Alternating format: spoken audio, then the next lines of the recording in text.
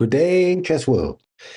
So today we continue on our exploration of the book Logical Chess Move by Move as we unpack each game that has been so wonderfully curated in this classic work.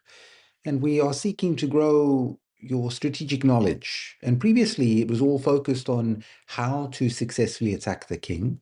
And we saw that with games 15 and 16, it was focused specifically on attacking the king that was caught in the middle of the board. And then, of course, in the previous ones, it was all about how do you successfully attack the enemy king that is castled short. Now, today we're going to take a step in a very different direction as we're going to be looking at queenside play, strategic play, a little bit more growth on positional play and some of these themes. And this will really help you to expand your toolbox of skills and opportunities because previously the big focus has been always on the king and getting at the king. How do we exploit those attacks on the king? Now you'll see it's very different. Now it's focused on weak squares, weak pawns, and how do we form those possible plans. So today's game in game 17 is a game played by Pillsbury against Mason in Hastings 1895.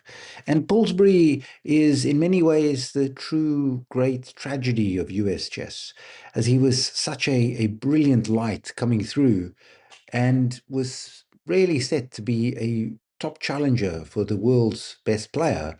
But unfortunately, due to health problems, his best years were robbed from him.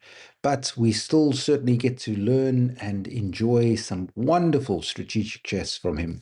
So this game starts off with the Queen's Pawn game with d4. D5. Now, if we talk about the Queen's Pawn game, we have already looked at a few games which are built on the Queen's Pawn game that opened up, where the intention was very much like the collie opening to develop very quickly and then open up the middle of the board.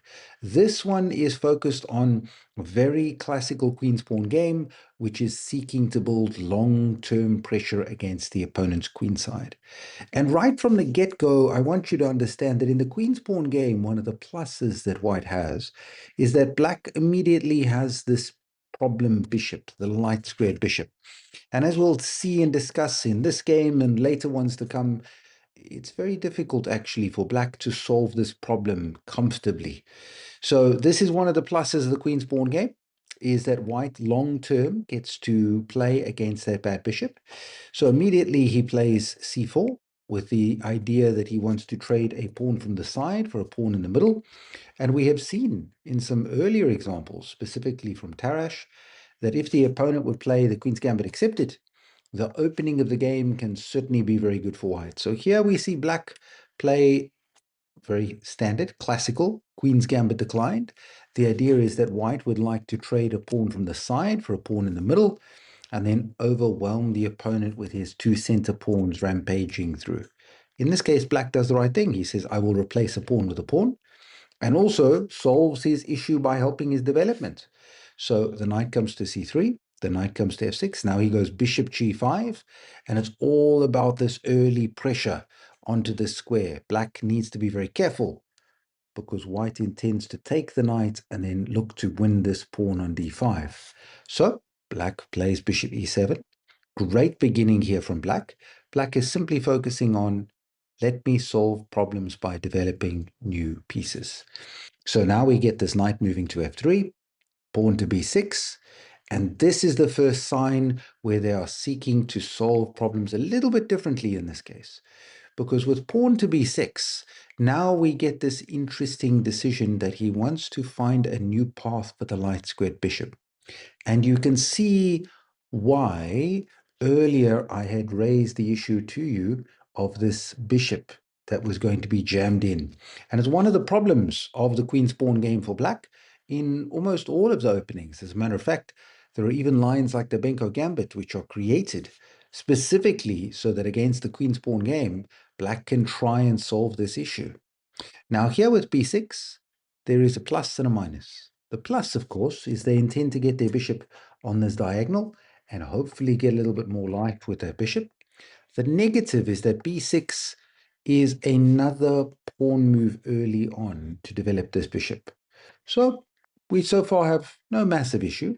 White plays e3, bishop to b7, and then he calmly plays rook c1. Now, this is a little bit of a sophisticated dance that we see here. The idea from Pillsbury, he says, I would like to develop my bishop, but when I do, I know white is going to take, and then I have to capture.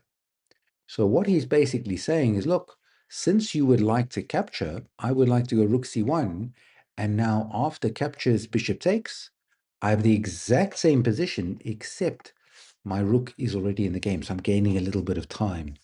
Needless to say, the capture by black was a little bit soon, but again, not out of control. Black plays knight bd7. I do want you to hopefully see that black's setup is actually very similar to some of the French Rubinstein games that we had earlier, except there the pawn had traded into e4, of course, which shows a, shall we say, common sort of pattern. And now white simply castles, and we get this move of queen to e2. After black castles, we get queen e2. And let's talk about what's going on. Why is queen e2 being played? Well, it's all built on the pawn structure. I want you to look carefully at white's advantages. What is it that white has that black does not? And of course, white has two middle pawns. Black has no pawn actually in the center. When they traded out of the middle, the nice part for black was that they are activating their light square bishop, and it is certainly not a problem piece now. But the negative is they don't have a pawn that gives them space or presence in the middle. So here we get a very interesting and dangerous predicament, because white is threatening to push their pawn to e4 and take over the center completely. Black has to think carefully about how they can fight, because if these pawns get forward, potentially with e5, then the central control will be very difficult for black to resist. So here they played knight d5, trying to, if you will, trade off a few pieces. Then the belief by black is their lack of space is not a big deal. And this is actually a great tool for you. If you're cramped, if you're lacking in space, look to trade off some pieces, because then your lesser pieces on the board can certainly be helpful to you.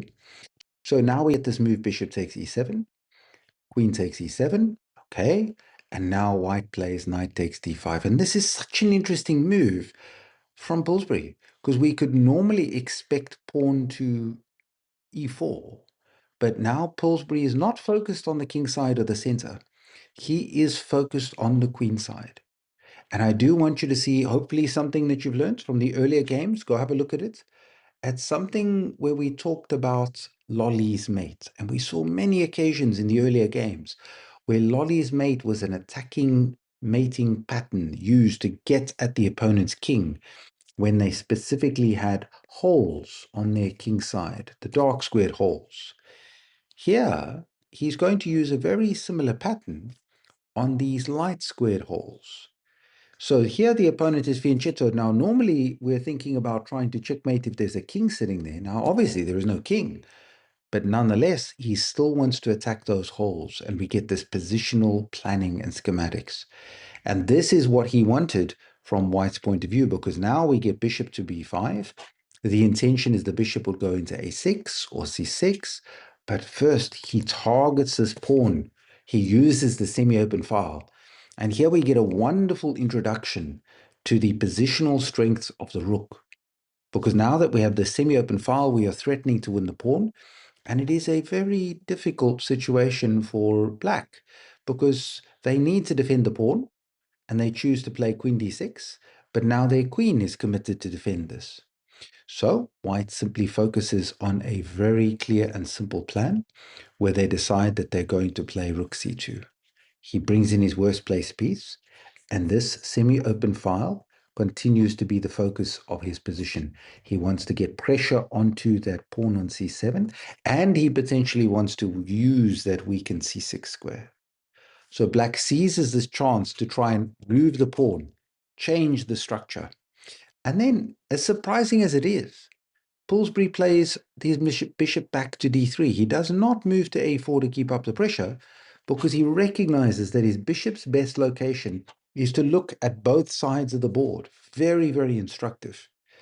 Now, you might think that black has pushed the attack away on the queen side by playing c6, But now after the knight moves to f6, Pillsbury plays continuing for this pressure. And this is such an important theme. When we talk of positional play, one of the big themes is to try and target your opponent's weak pawns. What is a weak pawn? A weak pawn is a pawn that is not protected by another pawn. So what is he doing? He wants to target the c6. Now we can already see the problem that black is experiencing. The queen and the bishop must protect this, and it doesn't seem like such a bad problem. But let's talk about white's plan. If white had the move, what would they do with that move? How would they continue? How would they look to go after this pawn? Well, he's going to seek to remove the defender. And the idea is he's going to play bishop a6, removing the bishop that is protecting this, and then continue to pressure and hunt down that weakness. What wonderful use of the semi-open file. And this is also what we call a hanging pawn, because it is standing next to its compatriots, so it is not isolated, but the only way it could get any protection is to go forward. So it's hanging in the air. So here, rook a to c8, and Pillsbury continues the plan, bishop a6, because we must recognize there is a hole on the queen side. It is a weak square. It is a square the opponent's pieces cannot control. Now, if you look at this position, we can see white has a great deal of pressure and no risk. White is the one that is causing black to have to defend. Right now, there's nothing that white has to defend. Black has no threats.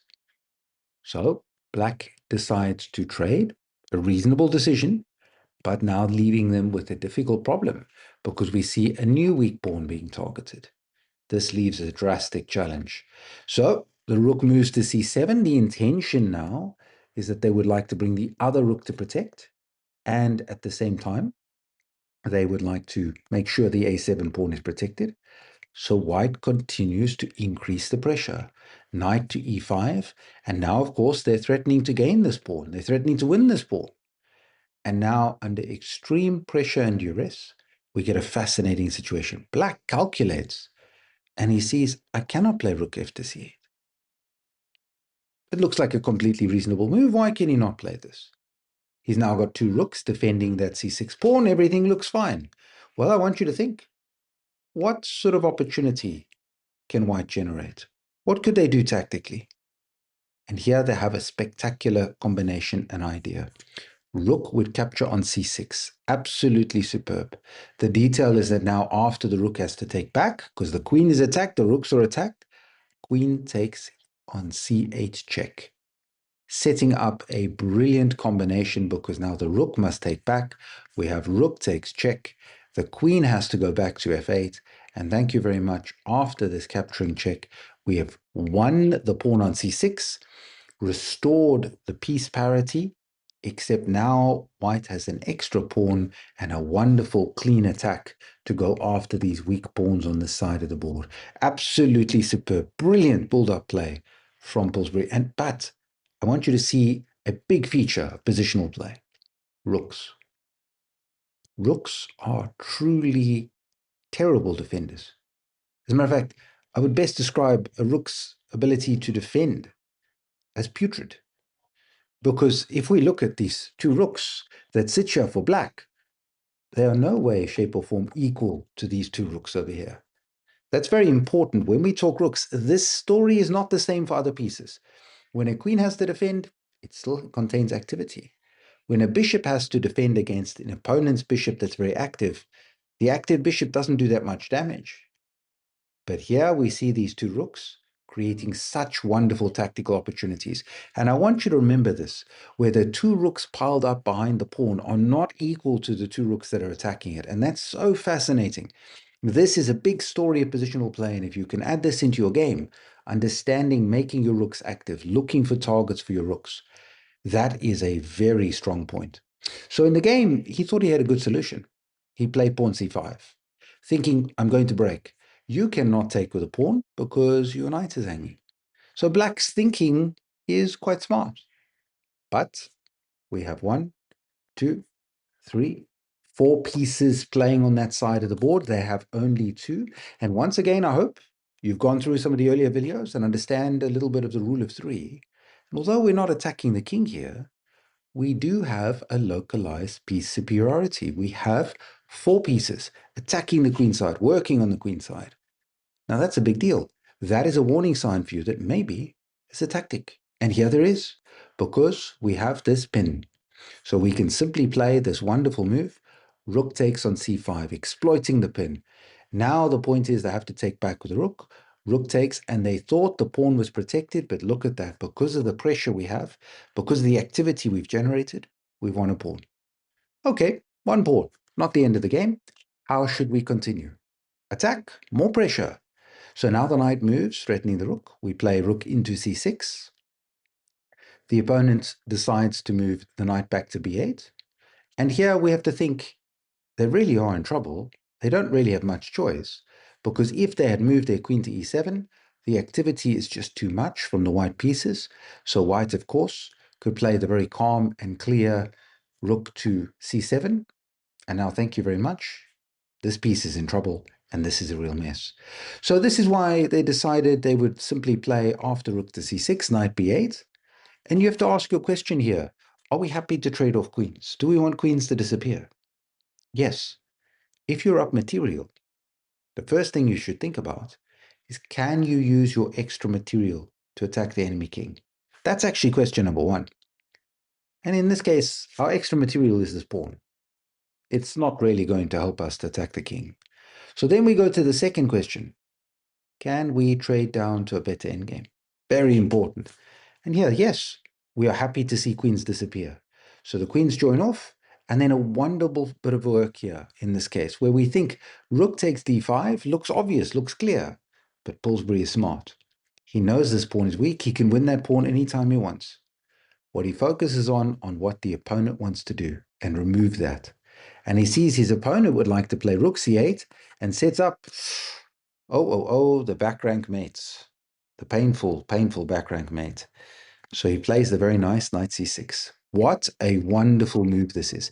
It's simple, but once you see it, you recognize the strength of it. It's not just that it attacks the pawn.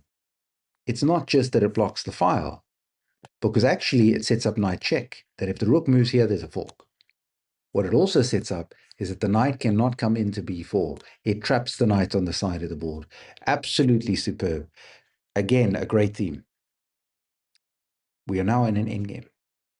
And in an endgame, plan number 1, attack your opponent's weak pawns. Tie them down. So black plays g6. Pillsbury says, okay, I will capture on a7. The rook moves to a8. He now plays knight c6. The opponent plays king to g7 because he's trying to get his king in the game, and he's very concerned about a check and a fork. So now Pillsbury plays a3. Very clever play by Pillsbury, preventing the rook creating a future on this file. So now the rook moves to c8. It is the only open file on the board, gets on that file. And now Pillsbury takes a very active choice, maybe not necessary, but his knight is actually pinned. Here we're also learning some important themes. With the knight being pinned, what are we talking about? Well, you cannot move the knight because that's back row mate. So fascinating how we could see something could be pinned to a square. Very, very interesting. So he simply plays g4, freeing the knight that it may move. Now the knight moves to c7. What should we do? How should we play? Well, remember that theme. Plan number 1, attack the opponent's weak pawns. So we see knight to e7 as he continues to attack these weaknesses. Very, very clear. The opponent plays rook b8, rook to d7. Wonderful, saying your knight is not equal to my knight. And that's also important. When you are up material, when you have such a strong strategic position as this, try to win the trades. Remember that theme, win the trades. So ask yourself in this case, yes, I would like to take the pawn, but whose knight is better? Which piece does more? Well, clearly your knight. You're playing white, so you say, no, thank you. I'm not going to trade. I'm going to put pressure on that piece. So the knight has to move, and now we get a wonderful theme. Knight takes d5. The rook comes to c8. And Pillsbury, I think here, a little bit careless. He has enough material. He's done a wonderful job to stop the activity, and he should continue and play knight c3, preventing the opponent joining in. Instead, he makes not a massive error, but he grabs the pawn. Now the rook can join in, rook to c2. and he decides to play b4, knight to g5, and we have to be careful. There are now two pieces coming for the king, so we cannot just blindly play. But Pillsbury really was a great calculator for those times, and he did take note that the opponent doesn't have any direct threats here, so he decides to push pawn to a4. And now in this position, we simply get this move knight to e4. Push pawn to a5, he just sees that that passed pawn is there. And remember what I said to you. In game, you've got two plans. Plan number one, attack your opponent's weak pawns. Plan number two, use your passed pawns. And here we see that passed pawn getting used in action, running down the board, creating these threats. So the opponent plays knight takes f2, a6, and then strangely resigns here because they see that it is unavoidable to stop promotion, but they should have tried one last trick in this position and put a question to Pillsbury, make sure that he was on his toes. They should have put knight to h3 check. I want you to put in the comments, the knight h3 check. What should white do to hold on to their win? Because as it might seem, there's one king move here that throws it away and one that wins it. But nonetheless, overall in this victory, what are the common themes that we can take forward and look and learn about? Well, the big one is that pressure on the file, understanding the power of controlling a file and that presence that can be created in these situations. It is absolutely wonderful when we see white doubling onto this pawn, putting that pressure that is a semi-open file, and then undermining its defense, removing the bishop, and then focusing on that weakness to tie down the opponent. I do also want you just to bear in mind that situation where the two rooks potentially could have had themselves doubled onto the file, and the fact that they were so passive and there was such a strong tactic for him to win with. And we're seeing such wonderful demonstration of attacking those weaknesses. So when you're looking for a plan, one of the big themes is to ask yourself, where is my opponent's weak pawn? Do they have many weak pawns? Then can I attack the weak pawn? Can I tie them down? And that has done a brilliant job for the white pieces here to tie down the opponent to the maximum pressure and then win that pawn. Then one final tip, even after you've won that material and you've won the pawn, yes, we want to trade down, but this moment from Pillsbury is very instructive. He could have easily taken this pawn on d5, then potentially allowed the opponent's rook to get active. Instead, he played a superb move, knight c6. In your games, when you're up material, stay focused on what it is your opponent wants to do. Very important. We so often forget that our opponent can create threats, and then we throw away winning chances. Instead, when you're up material, it will pay you great dividends to be hyper vigilant to the opponent's opportunities. Take it away from them. Knight c6 does that. So a super instructive game to start off our pursuit and understanding of queenside play. As I've said in the previous videos, if you sign up to the mailing list below with some of the details and information, I'll send you a PDF extract and a study on all these games with the notes and annotations so that you can further grow and improve your strategic knowledge. Subscribe, and we'll continue on this journey.